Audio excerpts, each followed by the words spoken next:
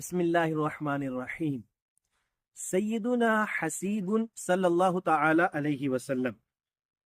حسب والے، نسب والے، بڑے خاندان والے، اور اس کے اعداد ہیں 80۔ اگر کسی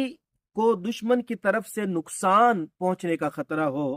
تو وہ نماز فجر اور نماز عشاء کی ادائیگی کے بعد روزانہ بلا ناغہ 8 دن تک کثرت کے ساتھ اس اسم مبارک کو پڑھ کر اللہ عز و جل کی بارگاہ میں دعا مانگے، انشاءاللہ تبارک و تعالی ہر طرح کے نقصان سے محفوظ رہے گا اور دشمن کسی طرح بھی اس کا نقصان نہیں پہنچا سکے گا۔